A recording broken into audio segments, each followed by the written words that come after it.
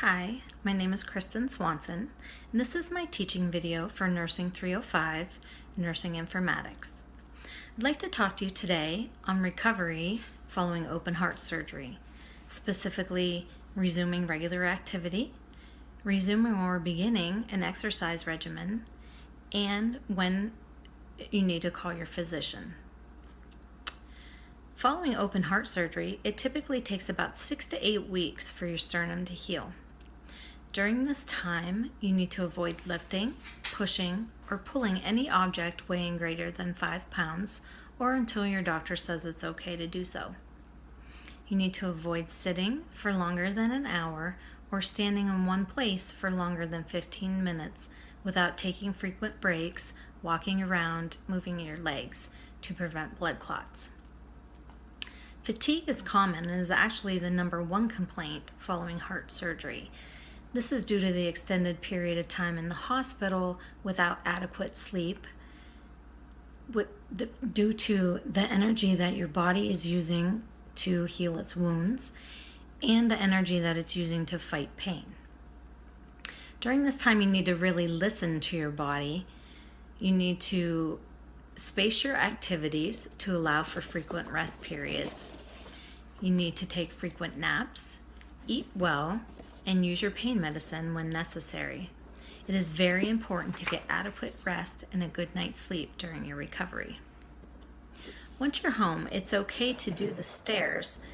However, you need to hold on to the handrail for balance, and you need to stop and rest if you become tired. It's a good idea to plan your day and group your activities so that you're only using the stairs when absolutely necessary. No driving is allowed for the first 3 to 4 weeks, especially while you're still taking narcotic pain medicine. This is because your reaction time is slowed and because your sternum is still healing. During this time, you may still ride in a car, although you need to avoid long rides and you need to cushion your incision from your seat belt with either a pillow or a towel. You need to delay travel or extended trips for at least 2 to 3 weeks or until after your first post-operative visit with your surgeon. No flying on an airplane for at least 2 weeks following the date of discharge. You may resume sex following surgery. However, in the first 8 weeks, you need to avoid any activity or any position that causes pain or pulling across your chest, such as anything that would require you to bear weight on your arms. Returning to work is actually going to be a joint decision between you and your surgeon. This is going to depend on the type of job that you do and your energy level. Usually, it takes about 4 to 6 weeks for most patients to have their full energy level back. It's a good idea to begin working half days and then working up to your full shifts. Before resuming or beginning any exercise program, you need to check with your doctor regarding which exercises are safe to do immediately following surgery and in the long term. You want to make exercise a part of your daily routine, and you need to walk every day, gradually increasing the distance over time.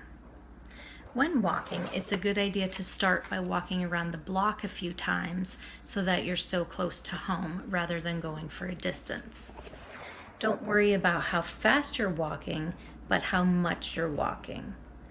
The first few times it's a good idea to take someone with you just for precaution, and always wear comfortable clothes and shoes.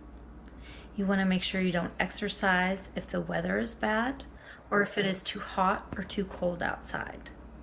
It's actually a good idea to walk in a shopping mall where the temperature is controlled and you don't need to worry about the weather. You don't want to exercise too hard, and you need to stop immediately if you develop any exhaustion, shortness of breath, dizziness, or any chest pain. Your doctor will most likely set you up with a cardiac rehab program. This is a program that is meant to increase your overall cardiovascular health. It consists of exercise counseling and training, education for heart-healthy living, and counseling to reduce stress. Once you're home, you need to know when it's important to call your physician. You need to call your physician with any fever, especially one of 101.1 degrees Fahrenheit or greater. If you develop extreme fatigue, with any difficulty breathing, any dizziness, lightheadedness, or fainting. If you develop any palpitations, which are skipped beats or fluttering of your heart, or any fast or irregular heartbeat. You need to contact your physician with any increased redness or tenderness at your incision site, or with any increased wound drainage. Contact your physician if you have any unrelieved nausea, vomiting, or any persistent cough. And always, if you cannot get a hold of your physician or develop any type of chest pain, you need to go to the nearest emergency room immediately.